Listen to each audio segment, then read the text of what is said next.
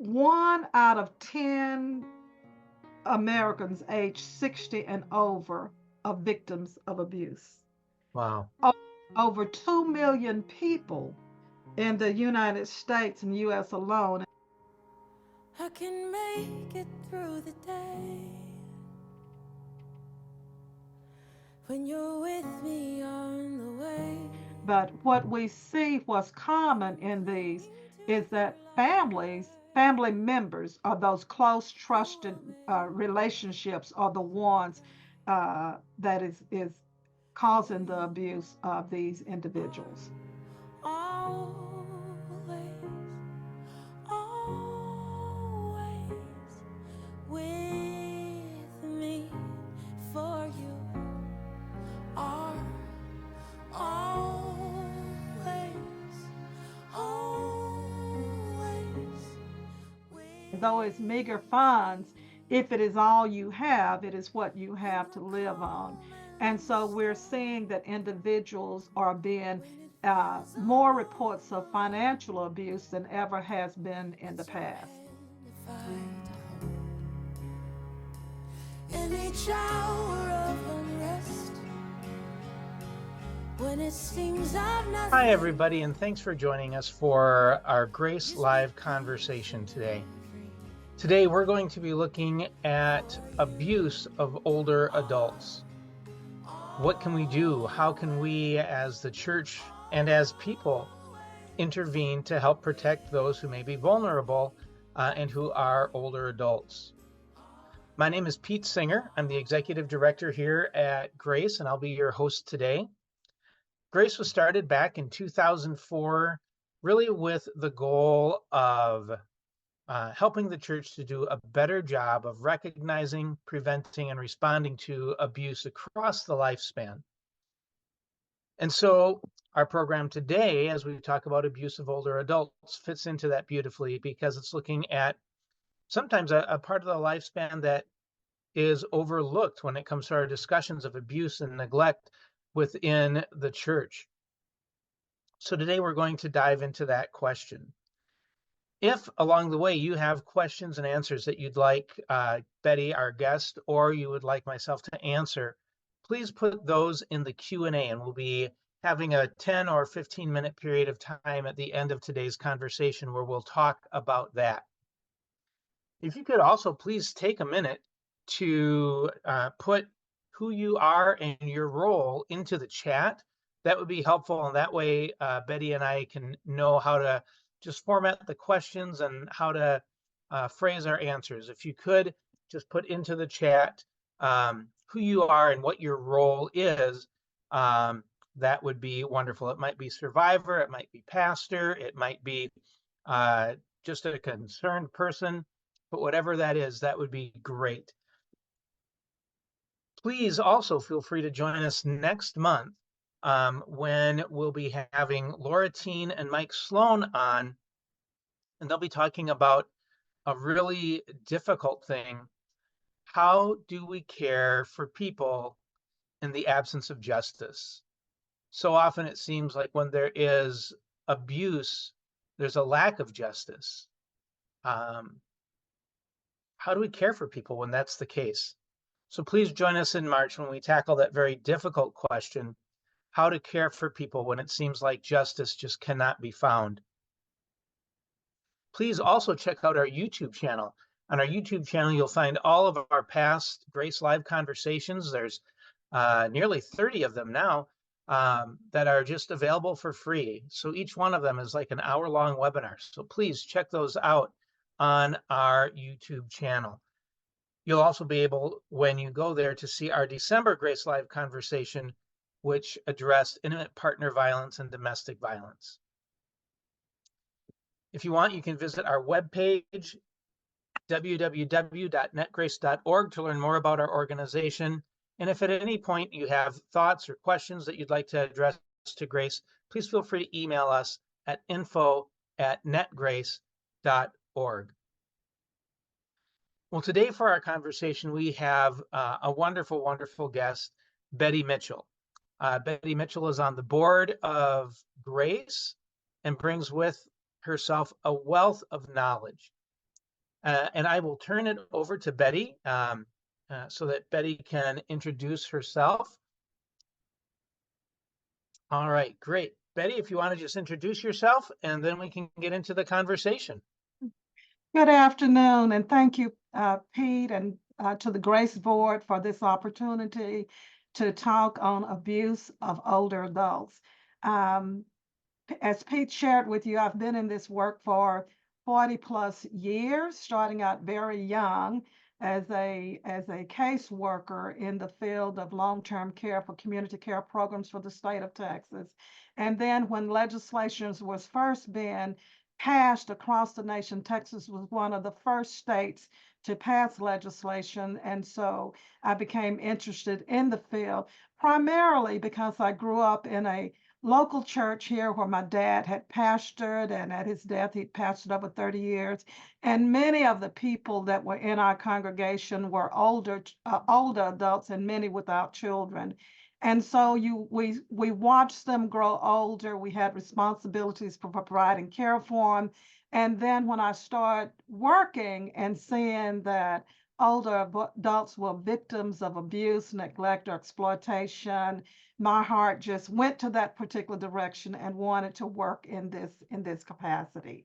So I've spent my life working in these areas. I served as the director of the state of Texas for the Adult Protective Services after starting out as a caseworker, and then was a trainer for the state of Texas, developing the first training programs and the curriculums and programs in that particular area, and became a long-term care um, uh, program director and commissioner for the state of Texas, and retired from the state, and later became wanted something to do after retirement and went back to work as a director of area agency on aging. And so now I serve on the Grace Board and then on the National Partnership to End Interpersonal Violence Board. So I'm excited about this conversation and hoping that we can have a conversation and looking at what information we can provide that will be helpful to you in your work in the prevention of abuse of older adults. I want to thank all of you for being here. We're looking at the chat box and we're seeing disciplines from across disciplines in this great work. And so thank you for your heart to serve in this capacity and the work that you are doing in serving mankind. All right. Well, thank you very much for sharing a little bit about yourself, Bettye, and we're just honored to have you as a guest today. So thank you very much. So today our conversation is on abuse of older adults. So let's get into even just making sure that we're talking about the same thing. Bettye, can you help us understand what is abuse of older adults, or what is commonly called elder abuse? What is it? Okay.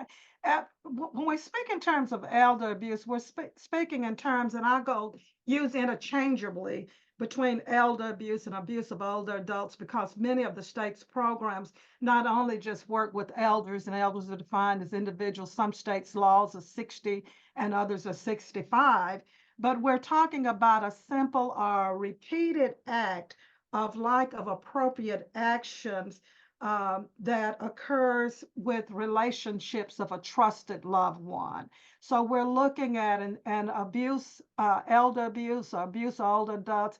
We're looking at physical abuse. We're looking at psychological abuse, at emotional abuse. We're looking at financial abuse. And then also, it's not termed abuse, but self-neglect or caretaker neglect. Those are things that are defined as abuse of older adults, and it's normally at the hands of a trusted loved one. There's a relationship that has been established between the older adult and the person that has been abused. All right, so there's some type of a relationship between the person who is doing the abuse or neglect and the older adult. And it might be physical, it might be sexual, it might be financial, it might be neglectful, or some other way abusive to that person who's connected to somebody who is younger to them, but yet they have a connection. Can you give a few examples, Bettye, of what that might look like? So just as we're trying to conceptualize abuse of older adults, what are some examples of what it might look like? If I may, I'd like to share some case examples, some cases that, a couple of these cases that I actually worked when I first started out many, many years ago. When we think in terms of abuse, I'm going to give you a situation of abuse that has all three. And when we talk in terms of multiple forms of abuse, we're talking in terms of polyvictimization, meaning Mhm. that several different forms of abuse has occurred or abuse has occurred over and over. And this is a case of Mrs. Nona. Mrs. Nona was like 86 years of age when I first met her, and she had been a member, faithful member of a congregation, one of the largest congregations within our city, and she had been a victim of abuse, a victim of caretaker neglect. Miss Nona's husband had died, and her had become ill, and a nurse was taking care of her. Were paying a nurse to come into the home and take care of her. And as they were taking care of her, when her husband died, then she went and got guardianship for Mrs. Nona. Mrs. Nona was living alone, isolated, no family, no children, and her only association was the social clubs that she belonged to and with the church. And this caregiver took all of her money. In just a short few months, she spent $121,000 of her money paying her Wow. family, paying her daughter to take care of her son, and paying this one to do for. And actually, she didn't need any care at that particular point in time because she was going through the money. And then when the money started you know, getting low, she told Nona that you could no longer go into get your hair done. At that time, they were paying like $3 to get hair done at the local beauty school. And she said, you can't get your nails done. Well, Nona had always prized herself in her appearance and her nails and her hair and whatever. She attended the local uh, Meals on Wheels programs on a daily basis. And so she started breaking down and crying every day, just crying every day. And we noticed that her hair was being uncombed and her clothing was being tattered. And this was a woman that had, you know, had dressed the best and had lived the best. And finally, there was an outcry. When she asked for food, she said, my husband used to buy me steaks, used to cook me steaks. Well, every day after going to the senior citizen center in the evening, she would get a half of a peanut butter jelly sandwich. The family lived upstairs. The kitchen was upstairs, and she could smell the food, but she was given downstairs peanut butter and jelly. And so when she just outcried and ranted and raved about what she was getting, they threw her in a shower, a cold shower, and then drug her across the floor naked. And so this is a form of abuse, physical Mhm. abuse, emotional abuse, as well as, as psychological abuse, um, and caregiver neglect. Within that point of time, money was running out. Nona started walking in a shuffle, and her speech was being impacted. And with us not knowing a baseline of how she really was before, we just thought that she was ill. And finally, when we were allowed to intervene and to provide help, we learned that the caregiver were no longer giving her heart medication. She would give it every other day. She was no longer giving her the diabetic insulin every other day, and she was just not getting her medicine as she needed, and she was not being fed. And so it was after some delay in working with the courts that we were able to intervene and remove her from that particular situation. So that's a case of all forms of abuse. There was a horrendous case that many of you may know of, that happened in Florida, where a elderly woman, Mrs. Mary, and I invite you uh, to try to go to Terra Nova Films and pull up that film and look at Mrs. Mary. Mary was in a nursing home, and many of you know that one of the greatest fears that older adults have that I'm going to be put in the nursing home. And for those of you that have been in this field a long time, for the generation of people that we work with and older, and I'm talking about the frail elderly, one of their greatest fears were being placed in a nursing home, because back in the day, in the 30s and 40s, facilities such as that was such, uh, they just weren't in a good place to be. And so people don't want to go. Her family threatened her, and so she was in the nursing home. And the grandson came and says, "Well, I'll get you out, Nana. I'll take you out, but you come live with us." And so she went to live. She went to live with the grandson and his girlfriend. And so, in living with her, living with them, he was in a drunken stupor one night and sexual abused her. Horrendous acts of sexual abuse that went on all night. He got drunk. Which he had tied her up. She got unloosed and was able to make a phone call to EMS, and was taken out of that particular situation. And she died without family, a loved one that was isolated her from family, because oftentimes families want to take sides and whatever. So that's a form of sexual abuse. And oftentimes we don't think sexual abuse happens. Financial abuse is one of those growing forms of abuse that we see. And so whether an individual just have meager income, it may be just an SSI check. And for those of you that are on the call here, you know how little dollars that you have with SSI, and though it's meager funds, if it is all you have, it is what you have to live on. And so we're seeing that individuals are being more reports of financial abuse than ever has been in the past. So that's where where money is taken, and you're no longer able to buy the things that you need. We see that older adults are no longer able to pay for their medications. You'll see utilities and things that are being cut off. You'll see that their personal hygiene is not cared for. They're not getting their medication as needed. So that's the impact of financial abuse. Wow, thank you for sharing those with us, Bettye. Those are just tragic stories, and my mind struggles to comprehend how we can do that to somebody who is in that vulnerable position, maybe relying on us, and who has really spent their life just pouring into those around them. And that's not always the case, but often it is. And the reward is that they get abused by those who are supposed to be caring for them.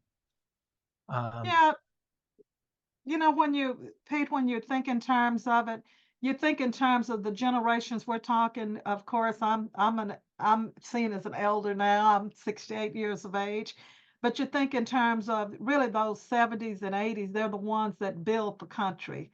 They're the Yeah. ones that sacrificed and gave so much.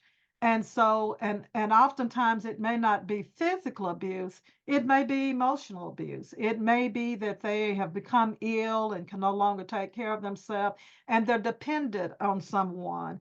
And so, we used to say that caregivers get tired and they may lash out or hit someone, but that's no excuse for, there's no excuse for the abuse of anyone, putting your hands on them, and excuse for beating them up or anything like that. But what we see, what's common in these, is that family members, or those close, trusted relationships, are the ones that is causing the abuse of these individuals. Wow. That's a lot to take in for sure. But there's even more that we need to know if we're going to do anything about it.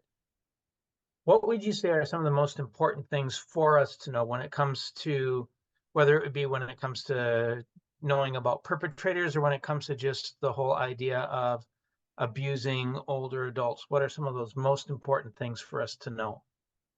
I think often when I think about it, when I was commissioner for long-term care for the state, and served as the protective service director for the state, even in going to state legislatures, when I would go and have proposals and things for legislations or trying to increase staffing levels and have training for staff, I can remember so vividly one legislature says, "You mean to tell me that we're spending money on old folks?" And so it was just heart wrenching. So you take that Yeah. opportunity to say, "Yes, sir, let me tell you what's going on in your area. Let me tell you about the number of people that we're serving, the dollars we're serving, and just your people, your constituents," and giving case examples. The first thing is knowing that it happens. So oftentimes we don't know that it happens. Um, it- 1 out of 10 Americans aged 60 and over are victims of abuse. Wow. O- Over 2 million people in the United States and US alone, and this happens with the National Partnership We Work Worldwide, and this happens worldwide, but in America, over 2 million people are victimized. We have Wow. 1 in 24 cases that are not reported to authorities, not reported because of lack of awareness, people not knowing where to report, not knowing what to report, and feeling that they're vulnerable. And most states have mandatory reporting laws that Right. believe, if you have reason to believe that an older individual is abused, neglected, or exploited, you are required by law to report. Now that's not for every state, but it's for the great majority of the states.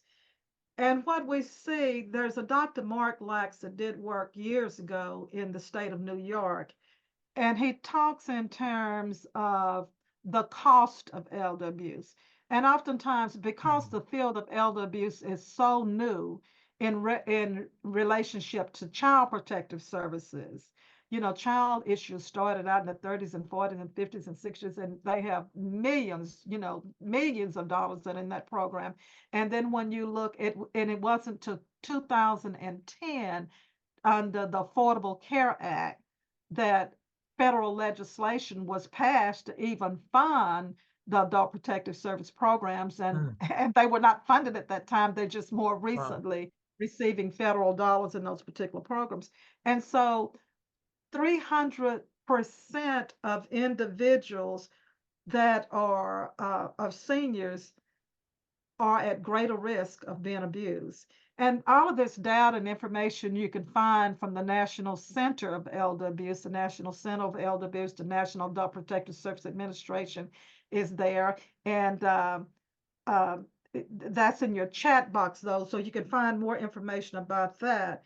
And what we know is that the cost of elder abuse costs this it is over $36.5 million a year. Wow. And so $1 billion per year. So that's a lot of money that is a result of people being abused. So knowing that it exists is one thing.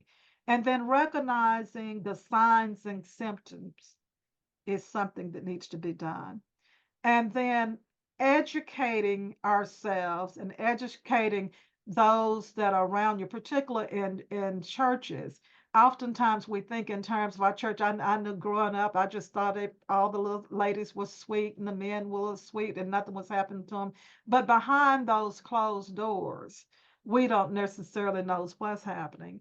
And isolation, when your parishioners, when your older adults are no longer able to attend uh, your churches or attend their social clubs, that's when they are ready and ripe to be abused, neglected, or exploited. So knowing that it happens. And then what we know from the National Center is that 48% of people with dementia, we're seeing more dementia, are recognizing more dementia. It's a high rate of abuse that happens with individuals that have dementia. Some of the issues is that isolation, In days of old, our grandparents lived with us. We took care of grandparents. In this day and time, children move away. And if you have a mama like my mama always wanted the best for me. And when I moved away, I would call home to see how she was doing. And oh, I'm fine. And so when I dig deeper into those conversations, she was having all kind of issues and things that was going on because parents Mm. don't always tell because Yeah. they don't want to bother you with their issues and things in lives. And so being aware and being knowledgeable that it happens, knowing where to report, educating ourselves on the fact and knowing the resources that are available to assist. And what I encourage congregations that oftentimes the minister ages out just like the parishioners ages out, and so you have a new minister that comes in, and so and the older people are may not no longer be there, but some type of ministry where you're still checking on those individuals that were associated with your church. So oftentimes those people are forgotten, and what we focus on is not forgotten, that we need to remember Yeah. and remember those people that have been there, and particularly those people that don't have others in their life. I want to add, and you have to be careful. I can think of a situation that happened here locally where a pastor was trying to do a good thing, and someone wanted was trying to link a younger person with the older person, where the younger person took the older person's money. So you have to be Mm. careful as to what type of volunteer that you are putting into the lives of these individuals. Yeah. I can remember as a child, my great grandpa and my great grandma, I had a very close relation to them, but they talked frequently about how the church needed to minister to what they called shut-ins, Right. people who were in their homes and not able to go to church anymore, not able to form those connections that are so important, and were reliant on somebody coming to their home to occasionally check on them and see how they were doing and to care and love them. And yeah. It's so critical. I think of times, starting out in the field, like I said, state of Texas and Tennessee, the state of Tennessee and the state of Texas linked together and formed a partnership. We used to have a conference here, and this was when the elder abuse was first on the horizon in the early 80s, and many states weren't doing anything about it. They weren't funded, and Texas wasn't funded. We just took funds from another program and built this particular program, as most states did.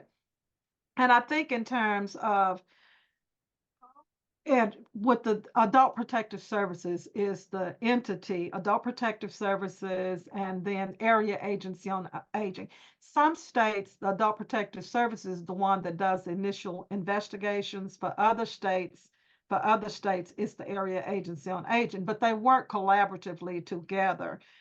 Those states do, and those programs do.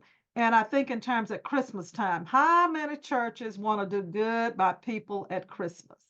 And I think in terms of, we had this church that their Sunday school class decided to contact us, and we were so excited to have somebody to help us because we weren't making any money. We were using our own individual money to do things for our seniors and things, and trying to get funds. And this church came through and they wanted to provide, a service and volunteer for this church. And so we told them, don't start what you can't finish. That's always the Mm. thing. Don't start what you can't finish. And you can be excited about visiting Miss Mary November and December, but January is coming. Are you going to be able to put that same amount of emphasis on that individual when January comes? And so we'd caution them to maybe just visit, once a month, twice a month, something like that. But we had this Sunday school class that we just got to go on just on an ongoing basis, and took the little lady home to be with them for Christmas and all of that. And then come January, February, March, no visits. And as a result, this woman, what what did I do? I'm not worthy, Mm. nobody wants me, and she tried to commit suicide. Oh And my. so, and what we have to know is that suicide is prevalent in older adults, particularly men. And Mm. so, what we say, be aware and put programs and things in place. But in putting the programs and things in place, you want to be aware of who you may be linking up with the older parishioners within your church, and then work to do no harm, and don't start what you can't finish. Yeah. If that makes sense. I said a lot. I'm hoping that makes sense. Yeah, that makes really good sense. I mean, it shows just the importance of a holistic approach and not just caring for somebody at a holiday, but Right, genuinely caring for them throughout the year. How right. important that is. A while back, Betty, you mentioned the importance of knowing the signs and the symptoms. You shared a story about a person who was shuffling and had unclear speech as a result of the neglect that she was receiving, but often the signs and symptoms aren't so clear. What are some signs and symptoms if we want to be watching and we want to be a part of safeguarding older adults? What signs and symptoms should we be looking for? Uh, You know, based on the type of abuse that happens, it varies. It can vary.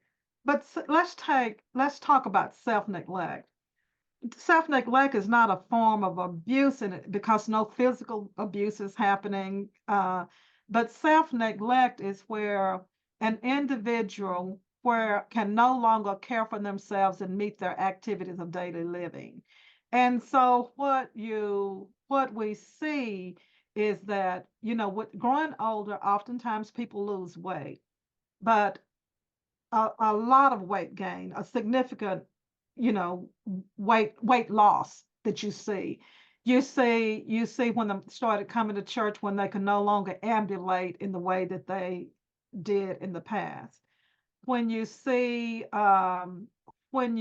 sometimes when I shared that story with Miss Nona, we noticed the change in her gait, and we thought it was just physical. Well, she had had a stroke, but it wasn't all physical. It was the fact that she wasn't getting her medication.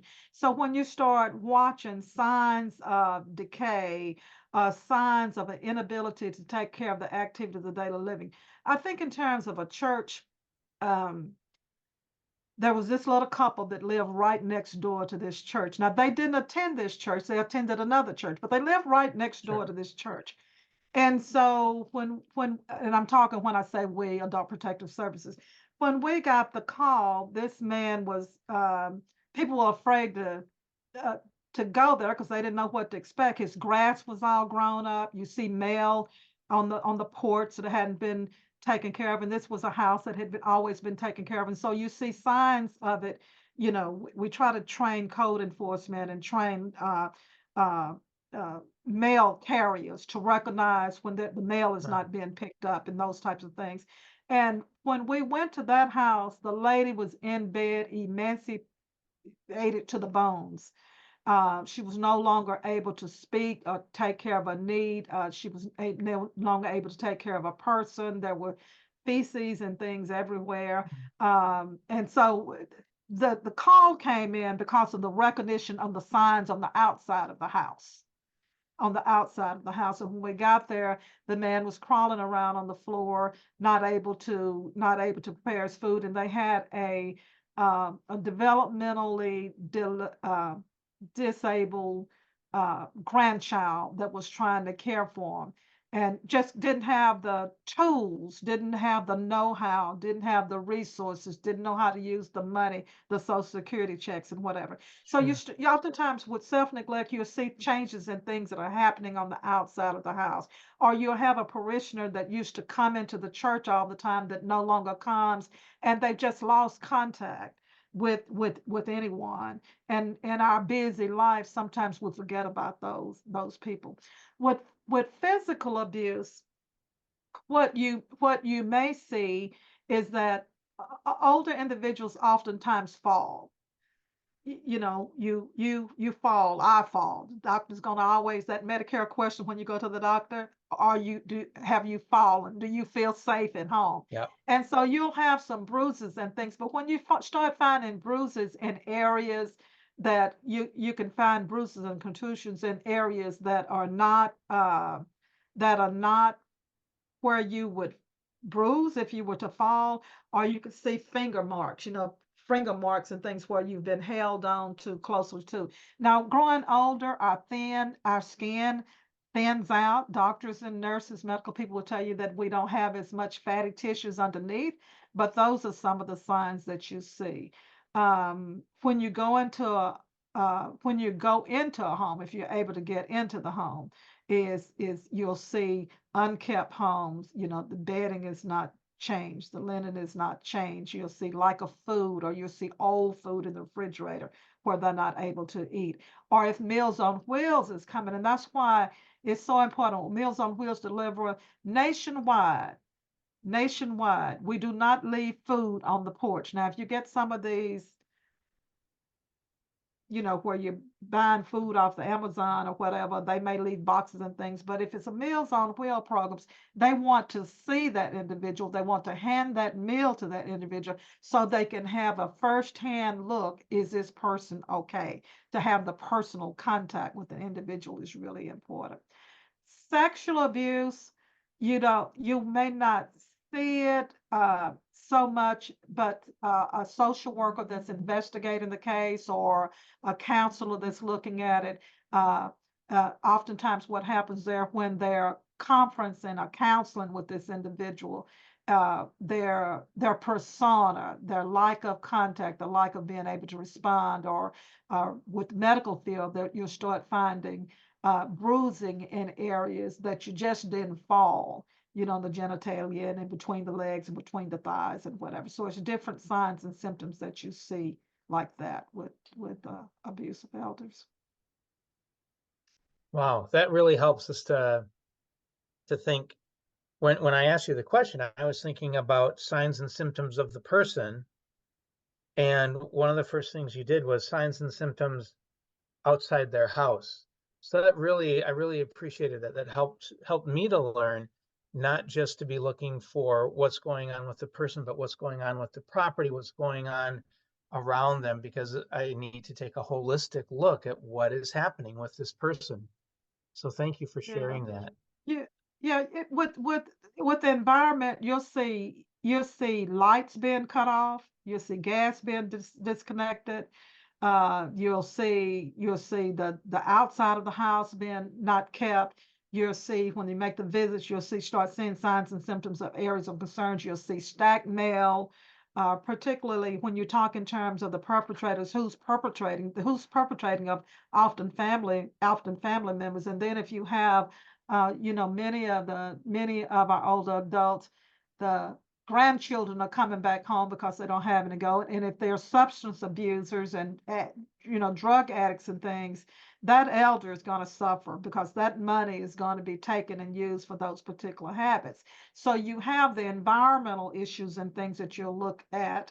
And then with the person, you have the physical body of the person. You'll look for weight loss. And weight loss could be they're not eating, or it could be cancer. It could be dementia, and that you're forgetting to eat. And so you will see marks on the body. I had a case of sexual abuse, and where, when I talked to the son about his mom, the thighs, the bruising on the inner thighs, well, it was always a fall. Well, when you fall, when an elder, and I wish I could use my hands, when you fall, you don't spread your legs out like you're finna do a split. And so you wouldn't have those kind of markings that she had on her body. And so oftentimes you'll see, uh, when an elder doesn't do what someone wants to do, you may see cigarette burns, you may see iron burns. We've seen iron burns on skins, that you're Wow. trying to force them to take over their check, and I want this money, and you need to give me this money. So all those types of things are signs and symptoms, um, of what we see with individuals. Wow. So let's say that there is an older adult around me, an older person that I know, and I do see some of those signs and symptoms. Where can I report? Okay. You report Adult Protective Services. Adult Protect, each state has, well, each county, each state has Adult Protective Service programs, and you can go to the web and pull those numbers up. There's a National Center on Elder Abuse. There's abuse hotlines that you can report. And if it's a criminal act, now the difference between how we look at elder abuse and a crime is, and elder abuse can be a crime, because if you in the state of Texas, Penal Code 2204 is looking at crimes against elders and crimes against children. And so these situations can be crimes. And so if you expect a crime, um, then you call 911, and particularly if a person is in an emergency situation and whatever. But if it's a situation that you just have some concerns about, and that is no emergency situation, but you have a responsibility to report it to your adult protective services, to the area agencies on agings within your local locales, or with the National Center on Elder Abuse, you can report. All right, cool. Very important to report. I think probably the last question before we jump into the questions and answers. Let's say that I'm part of a faith community, whether that's a church or a ministry, but I'm part of a faith community. What can we do to make this better? How can we care for, how can we protect older adults? How can we limit or hold accountable people who might abuse them? What can we do as the church? Okay. Um, this is so important, because um, one of the things that we do within our local churches here, and what we statewide and on a nationwide basis, the education. In the month of May is Older Americans Month all across the country. Month of June, we look at elder abuse month. And then you have disability, you have all these different months. Month of November is caregiver month. And so one of the programs that we put on, and that we put a model program together, is called Get Your House in Order. So there's some things that can be done by older adults and by family members before waiting till the individual uh, gets where they can't make decisions for themselves and can't put things together. So one of the things is educating the congregation that abuse happens, knowing the signs and symptoms, uh, putting ministries together, that once the older adults are no longer in your environments, that someone is checking on them, that you have a ministry that you know that will do the right things, not going to go there and try to take their money or take advantage of them. So it's doing that. But getting your house in order, what we work with is to help people to understand that abuse does happen, knowing the signs and symptoms. And then what do you need to do? How do you style your bank account, that when you become disabled and can no longer take care of your money, you can't take care of your monies and things, who do you have on your checking account? Do you have a power of attorney? Do you have the right person to the power of attorney? Because the power of attorney, we often say, is a license to steal if you do not have the right Mhm. person. In the state of Texas, we have a transfer of death deed, where that if you want to go ahead and start making those decisions, that if you wanted to have a guardianship, if you were to become incapacitated, who would you choose to be your guardian over your affairs? It could be a doable power of attorney, that the person is responsible for your business, your healthcare decision making, and your finances, or you could separate those out. You may have someone that takes care of your healthcare decisions, that when you become incapacitated, that you got a trusted loved one, Mhm. that will look after your healthcare decisions and would make decisions as you would have. Then you could have someone to take care of the finances. It may be a trust, or it may be a family member. Styling those bank accounts. We're dealing with someone now that I don't want nobody else on my bank account. Well, you got things that needs to happen at your death. That up on death, then this money, this person can manage these particular funds. And then looking at wills and guardianships, making decisions ahead of time before you need it, educating your parishioners, and having ongoing conversations and ongoing trainings, just as you do with any of the programs, um, for these individuals. I think in terms of to the least of these you do unto me, that we have a responsibility to take care of those. And my thoughts are our older adults should be loved and cared for as they cared for us when we Yeah. could not care for ourselves. What happens, Pete, I just want to add, if we have time, what Sure. happens once you report the case to Adult Protective Services? Of course, you know what happens when they report it to law enforcement, but when you report it to Adult Protective Services or your local area agency on agency, they will investigate the case. They will not divulge who called, but they will Okay. identify and look for what are the signs and symptoms of abuse. They will look to determine how can they protect the individual, and they will go at it from a social work model of building and establishing a rapport. They have to establish a rapport because older adults are not going to talk and tell what's going on. They're going to look at following the money. Where is the money going? If it's financial abuse, we can follow the money. And they're going to interview those that have knowledge of the situation that can help engage. No one entity can resolve these situations. We look in terms of coordinating resources and coordinating partnerships.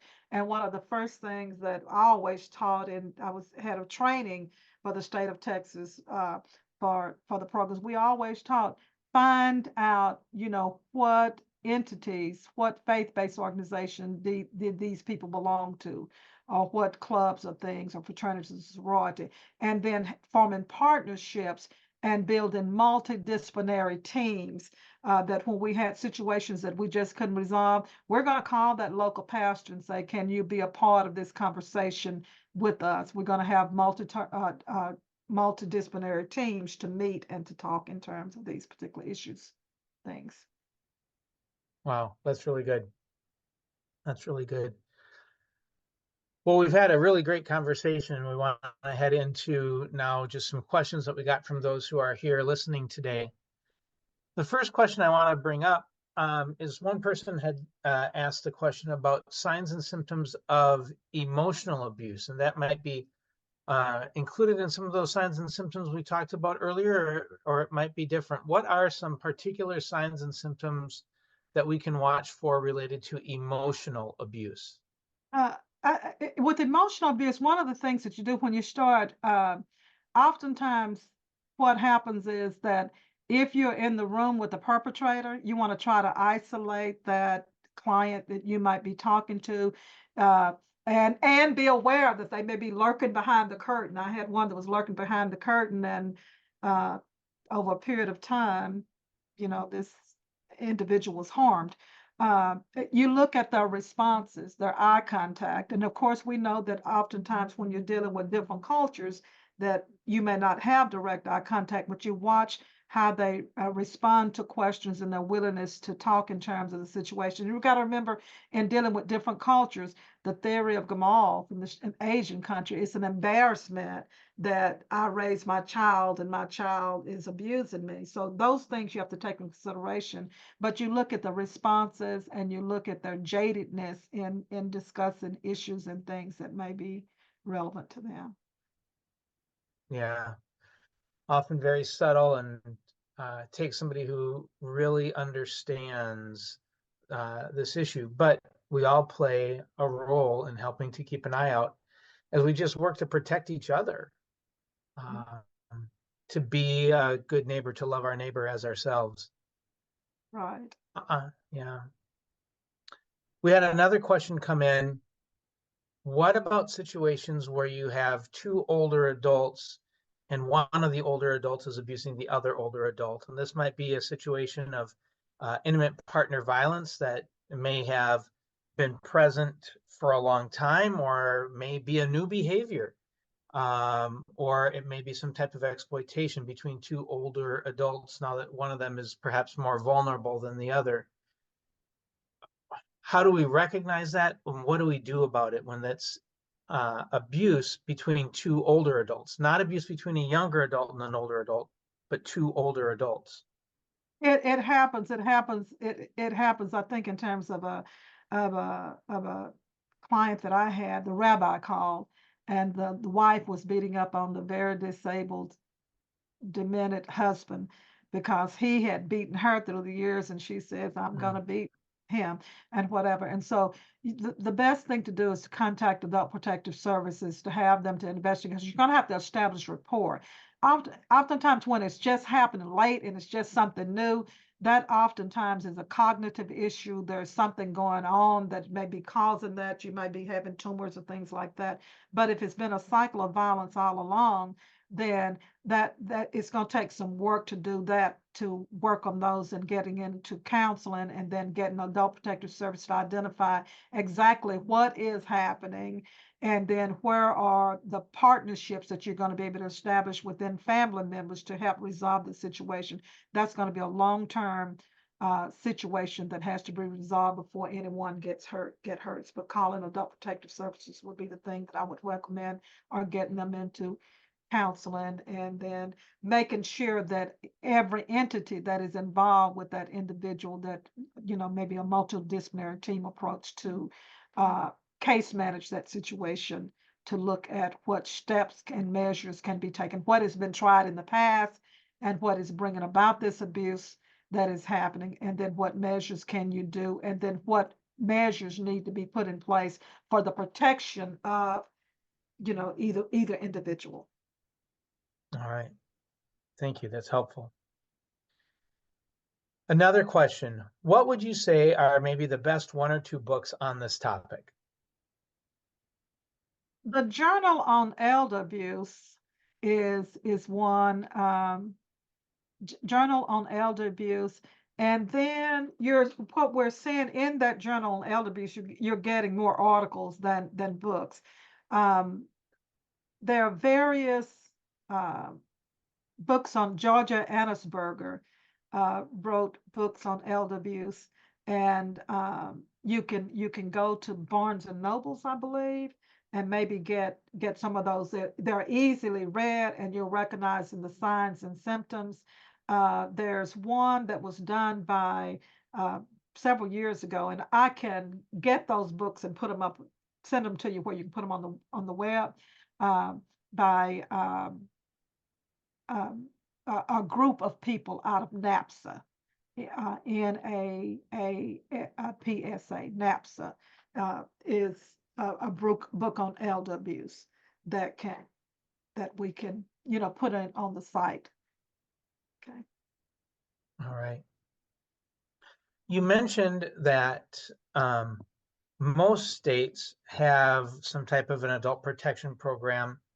Is that all states, or is that not all states? Do you know about how many states do have an adult protection type of program? All states, All and states. all states and the territories, U.S. territories. Adult Protective Services came late in the first laws was passed. The Texas law was passed in 1981. Chapter 48 of the Human Resource Code was passed in 1981, and since that time, pretty all the states have Adult Protective Service statutes now. Yeah. Good. Well, that's about all the time that we have for today for questions and comments. I know we did not get to all of them, and I'm sorry that we did not get to all of them. If your question was not answered and you would like an answer, please do email us. You can email us at info@netgrace.org, and then we can get back to you with an answer to your question related to abuse of older adults. Again, that is info@netgrace.org. Thank you so much to everyone for joining us today and for being a part of this great discussion. And Bettye, thank you so much for your wisdom, your experience, and for just sharing that with us today. It's been very insightful and really a time of learning so much that I didn't know before. So thank you very much. Thank you for the Please join. opportunity. You bet. Absolutely. Please join us in March when we talk about how do we care for somebody who has experienced abuse, and often it may have experienced abuse even within faith settings, but there just seems to be no justice for that person. How do we care for a person who has been abused when there seems to be no justice? So please join us in March as we have that program. Mike Sloan and Laura Teen will be our guests. Please also feel free to check out our YouTube page to see past Grace Live conversations. And probably within the next week or so, I would expect to see this Grace Live conversation on the YouTube page. So please feel free to view it again, all that you want. Our YouTube page is available for free. And please feel free also to invite other people to view this program that may find it of interest or may find it beneficial. Please check out our webpage if you want to learn more about Grace, or again, you can email us. You can email us at info@netgrace.org, or you can check out our webpage at www.netgrace.org, and that has been put right in the chat there for you to see. Thank you very much. It was great having this conversation and being with you today, and we will see you next month. Bye now.